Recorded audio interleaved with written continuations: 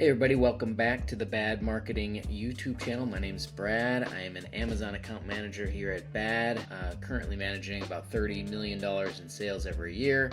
And today I'm back to talk about something that's happening on the Amazon platform very soon. They are getting rid of the FBA prep service. So for some companies, they rely on this very heavily, so it's going to impact their business quite a bit. For most people, not an issue whatsoever. So we're going to talk about what it is, what's changing, and how that impacts your business moving forward. So first, let's dig into it. What is the FBA prep service? Well, every product that comes through Amazon needs to be able to be scanned in so it can be tracked as inventory, correctly processed, and shipped out when they get ordered. And for some products, most products that ship quite a bit, they've got UPC labels that work.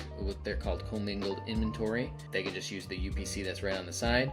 For those of the products that don't, Amazon allows you to print and ship these FBA labels like this at the shipment level. So when you get ready to go set how many you want to send, you'll be able to print these off very quickly onto sticker sheets and then put them right on each product label. So, and let's just take a look. Starting on January 1st, 2026, they'll no longer offer this prep and label service for fulfillment by Amazon shipments. Change applies to all inventory that is sent to our US FBA service, AWD, Global Logistics, everything that goes through FBA. So, first of all, who is being impacted by this? And that's going to be typically smaller companies or maybe a first-time launch product that they don't have a UPC and they're sending their products into Amazon to pay what I believe is a 55-cent fee per unit to take care of all the labeling. If it's a liquid and needs to be put into a little bag, for example, this is something they used to provide. They're not doing that anymore. So if you do send those products into Amazon after January 1st, and you're expecting them to label and you're expecting to pay them to do that, that shipment's going to be rejected. You're probably going to have that product suppressed, for example, and they'll probably ship them right back to you because they're not doing this anymore. So what do they say we can do? You can do it yourself. That's awfully nice of them. They give you a couple options. You can either do it yourself or pay someone else to do it. They don't want to do it anymore. So you can, one, get a printer, that prints on, get some of these sticker labels. You can get them right on Amazon. I think I found one. I just did a quick search. Yeah, you can find them, get the labels, 100 at a time, 2,500 at a time. They're not too expensive, and you can get these printed out. And then when you put in the shipments, before you have to go on each and every product and just sticker this label on there, and then you're good to go.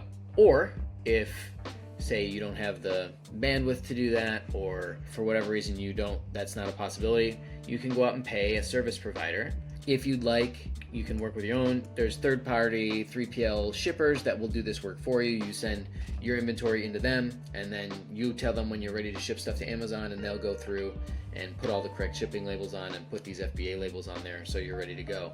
If you need to be put in contact with some good options to do this, just reach out in the description down below, and everyone here at Bad Marketing would be happy to, one, audit your Amazon business to maybe see if we can help you out in other capacities, but also put you in touch with the right people to find you a 3PL provider that's going to be able to do this for you. The cutoff is the shipment date being January 1st. So if you ship things in, you set your shipping plan and ship things in late December, and it arrives past January 1st, you should still be in good shape.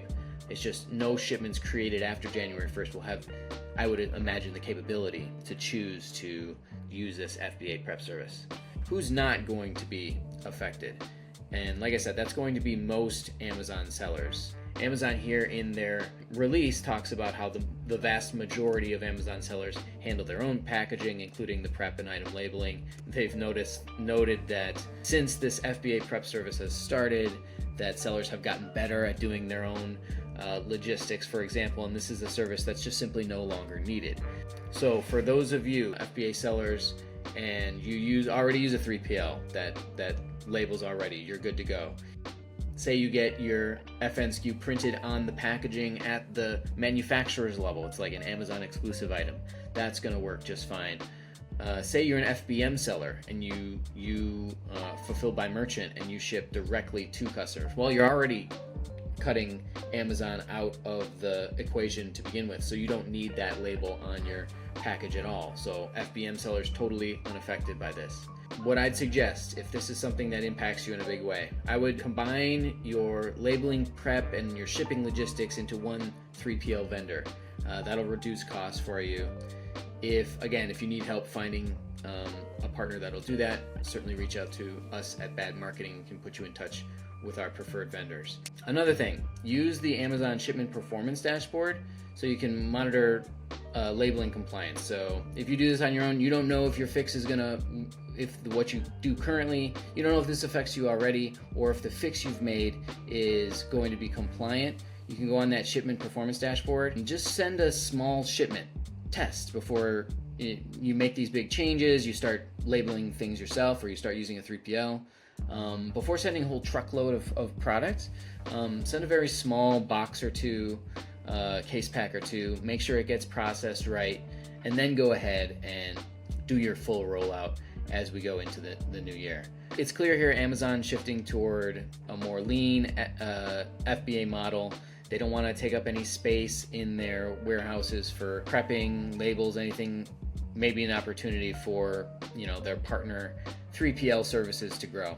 I would expect Amazon to continue to automate some of these more inbound steps by sending people through that supply chain by Amazon. That's something that they're really pushing at all of their internal events and things like that, is getting really super efficient from the manufacturer level into Amazon. So I think that's where I see things going in the near future. Again, it's ending in January 1st, 2026. If you're still relying on Amazon to handle this prep, now is the time to build the plan for it. I'll be making more videos breaking down FBA logistics changes like this, so hit subscribe, drop a comment down below if you've got any questions so you can help stay ahead of updates like this. Thanks again, and we'll see you next time. All right, take it easy.